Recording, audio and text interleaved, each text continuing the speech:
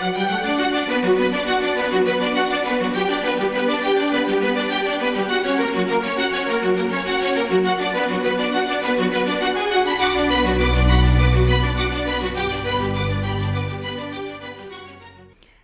and welcome. I'm Dr. Megan Easley-Walsh, and this is History Stories. With a PhD in history, as an author, a writing consultant, and an editor, my life is full of history and stories. With that in mind, this podcast's goal is to explore some of those stories of history. This will include diving into antiques and interesting historical artifacts that I found, looking behind the scenes at inspiration for my novels, taking a peek at places I visited, and uncovering new topics of interest. Thank you for joining me. Let's begin.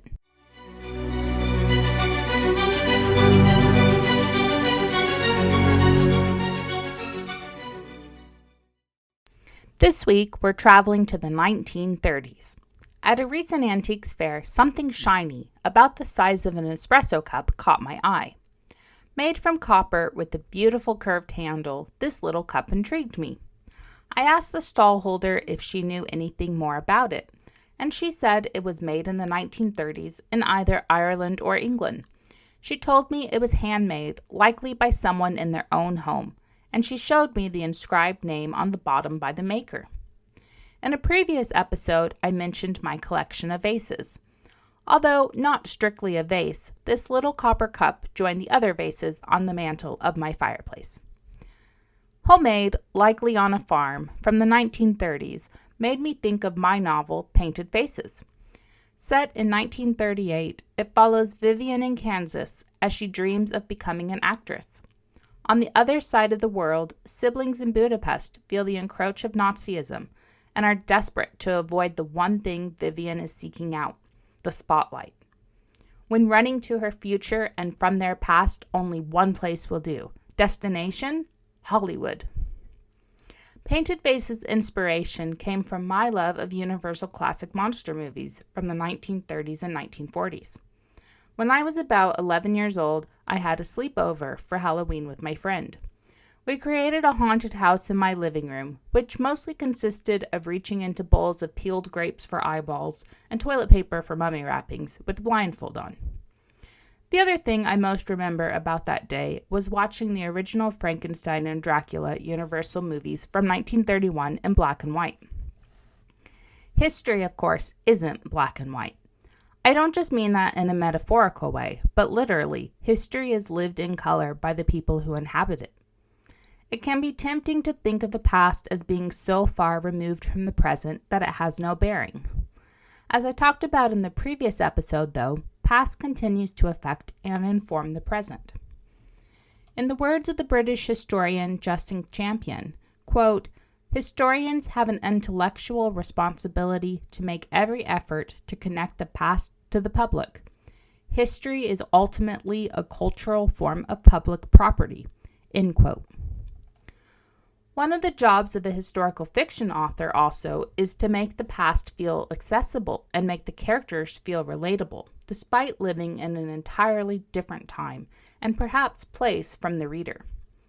The challenges that the characters in historical fiction novels face are likely to be very different from the reader's own, but there are still points of similarity.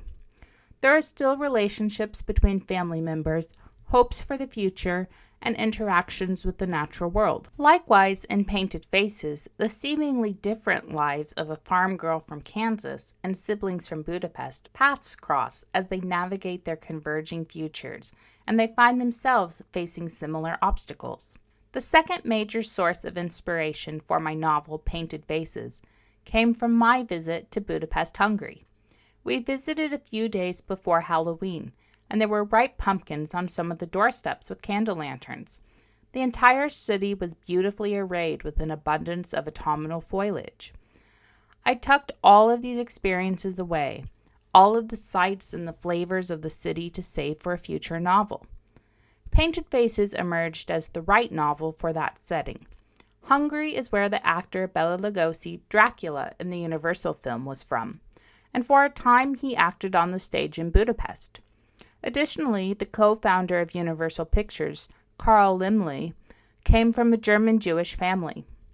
Thanks to him, during Nazism in the 1930s, hundreds of Jewish people were unable to escape via his funding. There was thus already an existing link between escaping Europe and Hollywood in this point in history. In the 1998 documentary, Universal Horror, by Kenneth Branagh, the monster movies are given a different explanation. In episode 2, I spoke about how after World War I, new music, fashion, and art emerged to try to understand what had happened and to make sense of the world in light of the horror. One of these attempts at understanding, the documentary says, is through these films. Soldiers returned from World War I, at times disfigured, as soldiers from previous wars had not. I spoke about this in a previous episode. This was thanks to new advances in medical treatments. Now civilians were faced with the horrors as well as the war. It is worth remembering that in the movie and the book that Frankenstein is not the monster. Perhaps we might consider that Dr. Frankenstein could be symbolic of the mechanisms behind the creation of war, where all too often pieces of humanity were twisted against each other to try to create some inversion of peaceful life. It takes no stretch of the imagination to understand that the real monster is war itself.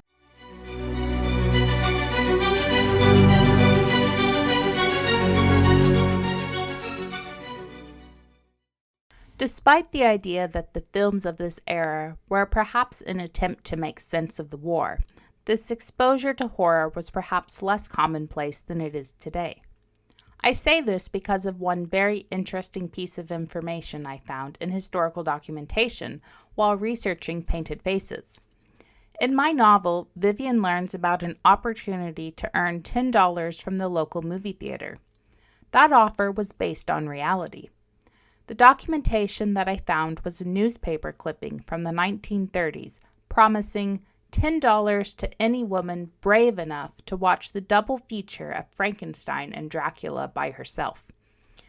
Maybe the real bravery comes from looking at the monsters in our collective past and having the courage to face them, and then to write a more hopeful future together.